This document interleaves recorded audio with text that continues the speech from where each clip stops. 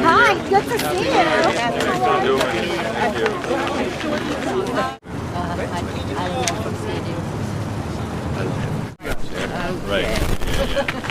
All right, everybody. Hop on your bike. Good morning. My name is Catherine Freed. I live in the Lower East Side, but this group is New Yorkers against the congestion pricing tax.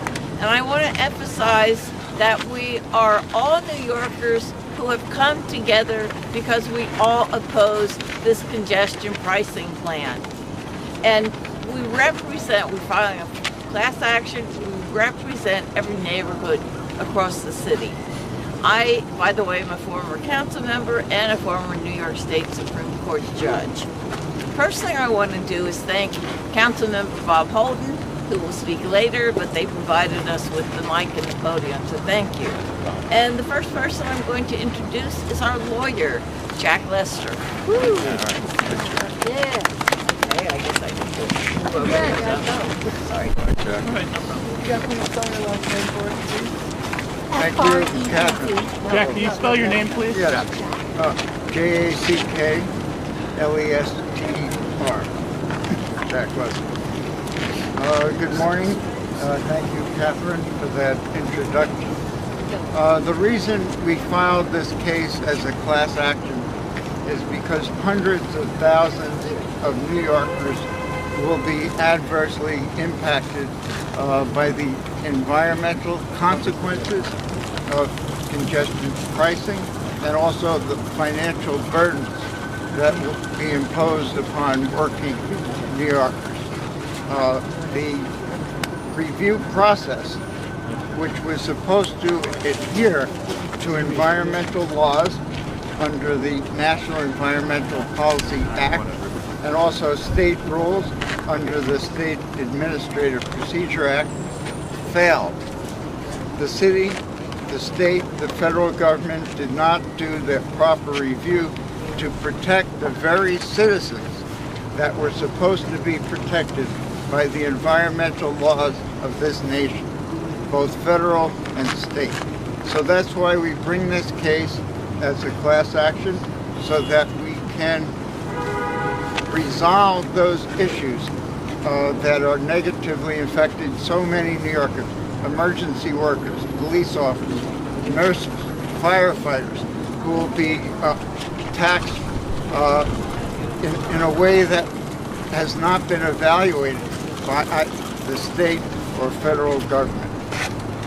So this must be done before congestion pricing is instituted, if it's instituted at all.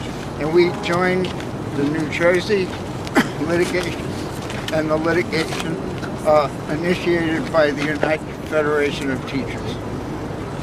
So we're here today to show support for those other lawsuits and to bring in the entire community of New York City.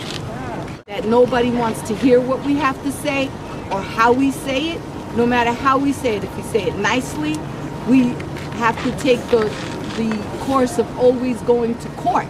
And I speak for Alfred E. Smith because I had to take NYCHA to court. Hello everybody, I'm Lee Berman, Democratic District Leader from the Lower East Side and a lifelong Lower East Side resident. Thank you all to the community members who are here today, and a special thank you to the bipartisan coalition of elected officials who have shown courage in coming out today. We are all aware of how the MTA has allowed more than $750 million to slip through their hands by fare and toll evasion over the last year. They want to make up for their incompetence on the backs of the working middle class New Yorkers that are the lifeblood of this city. The MTA lies when it says that congestion pricing will have a positive impact on the central business district and that it will help the environment. Their own environmental report shows that congestion pricing will actually increase pollutants in this very community, harming all those that live next to the FDR Drive between the Brooklyn Bridge and 10th Street, an environmental justice community of the poor and the working class. But the MTA dismisses that. According to the MTA, our lives don't matter.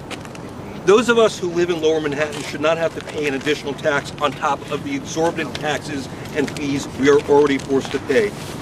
We know that many of our neighbors require the use of a car, whether to get to or from their jobs, to drop off their children, at school or pick their kids up from after-school programs so that they can keep their jobs, and because they have no better opportunities for transportation on the all too frequently unsafe mass transit, or because taking a family of... I represent the district in eastern Queens, which has often been referred to as a transit desert, where many individuals do not have a subway in walking distance. In some cases, it's miles to the nearest subway.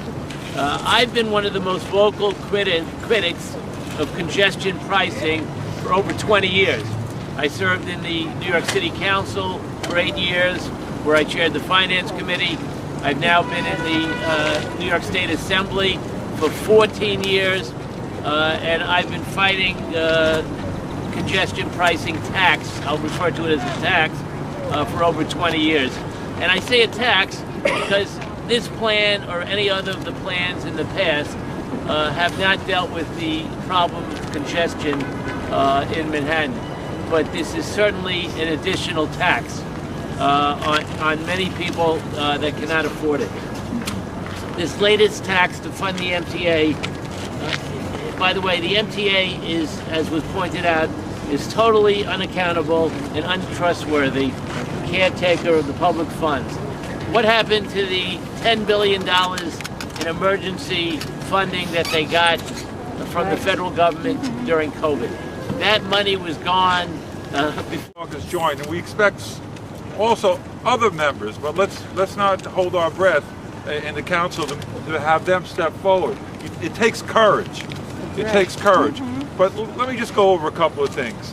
Why isn't there an environmental impact study on such a, it's going to push, obviously, pollution around to other neighborhoods? Why not? You know why? Because they might not like the results, the MTA. They wouldn't like the results. They did an environmental assessment study, which is essentially a rubber stamp. That's how serious the MTA is. They can't solve fare beaters. They can't solve that. They can't design a turnstile that works. You're going to trust these people with additional money of our... And people, again, as a senior citizen, and I am, it's hard to admit sometimes, but I am a senior citizen, and I don't want to pay a tax to go to the hospital. And that's where my hospitals are, by the way. That's where my parents' hospitals are. So how are we going to afford this? What we won't do is we just won't come into Manhattan. I think that's what some people like. But again, the businesses are not going to like it. You're going to see a huge problem with this. They're already putting the infrastructure around for the scam tax, and I'm going to call it that because it is. We really have to beat this. So I want to thank, again. Finally, a line-by-line item. How the Stuck in the bottom are the ones who always lose. And the reality is that in terms of regional traffic, as by the MTA's own study, every little residential street in Little Italy, in Chinatown, in Chelsea, in Midtown, all those people have to pay to go home. How would you feel if you had to pay to go home? Anywhere they go out of that zone, in order to return to that zone, they have to pay. That's why we have all the people, we have a load of people from Midtown, we have the Upper East Side, the Upper West Side, we have Harlem, we have the Bronx, because everybody is affected by this negatively, and it will kill. Plan will not even produce what they said it was supposed to do. So now it's time for all New Yorkers to wake up and for the press to help us to alert everybody to what is happening here. The architect of this plan has already come forward to say it doesn't work. So why are we going forward with something that is environmentally untested, unproven, and unsound? We need to bring this to the attention of everyone, especially our electeds, and have this reversed. There is still time to do this, and that is what